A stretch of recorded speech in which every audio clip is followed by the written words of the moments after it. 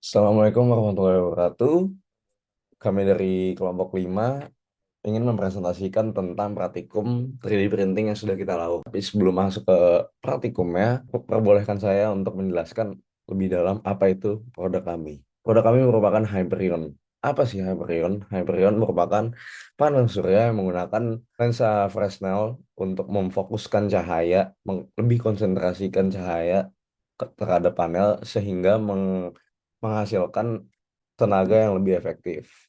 Dimensi dari produk kami sendiri merupakan 35 dikali 45 cm, tingginya sekitar 150 mm, dengan beratnya sekitar 1.200 gram, dan harga dari produk kami kurang lebih sekitar Rp300.000.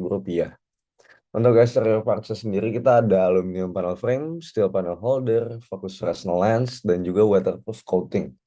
Untuk interface-nya, yaitu solar panelnya, kita menggunakan bahan monokristalin solar cells karena ini lebih efisien dan juga lebih tahan lama dibandingkan polikristalin, walaupun sedikit agak lebih mahal. Karena kenapa Hyperion? Hyperion sendiri kita mendukung SDG target di nomor 7. Selain itu juga produk kita lebih mudah untuk digunakan secara ekonomis, dan produk kita juga lebih efisien dalam menangkap cahaya karena tadi menggunakan personal lens.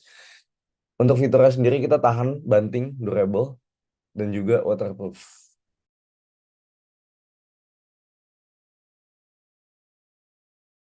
Untuk proses pembuatan prototipe 3D printing, pertama-tama, data produk dari inventor dimasukkan ke dalam aplikasi Creality Slicer, yang mana akan ada penyesuaian skala model dan juga instruksi peletakan model pada base printer, di mana hasil pengolahan dari aplikasi ini akan dimasukkan ke dalam SD card. Lalu proses selanjutnya adalah memanaskan dan men-setting 3D printer serta memasukkan SD card tersebut ke dalam slot pada 3D printer, sehingga proses 3D printing dapat dimulai.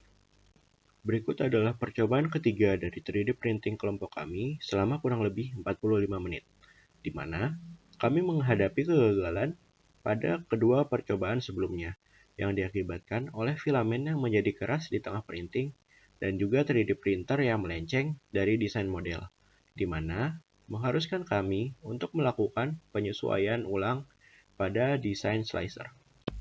Setelah proses printing selesai, maka hasil print dapat diambil menggunakan spatula atau palette knife.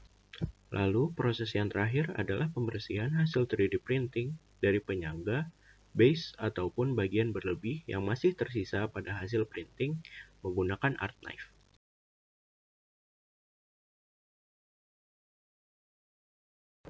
Oke, jadi berikut adalah hasil 3D print dari produk kami, Hyperion.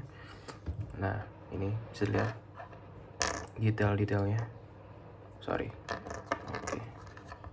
Nah, produk kami ini aslinya ukurannya tuh 650 kali 400 mm, sekitar segitu. Tapi karena 3D printnya kalau sekitar ukuran aslinya itu memakan waktu yang lama, maka kami kecilkan skalanya, ukurannya jadi 4% dari ukuran aslinya atau sekitar 1:25 skalanya dengan skala aslinya. Oke. Jadi hanya memakan waktu sekitar 45 menit atau sejam sih kira-kira. Bisa lihat hasil 3D printnya itu cukup memuaskan ya, karena detailnya bisa terlihat dan sudah menggambarkan dengan jelas produk kami.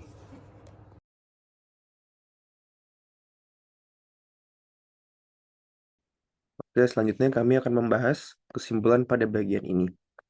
Meskipun dari kelompok kami memiliki beberapa kendala, yaitu pengaruh suhu ruangan, sehingga produk yang dihasilkan tidak sesuai dengan ekspektasi, serta kesalahan pada permulaan posisi produk yang akan dicetak. Namun teknologi ini sangat membantu kami sebagai developer, yaitu terdapat 3 hal. Menghasilkan prototipe dengan visualisasi yang lebih detail.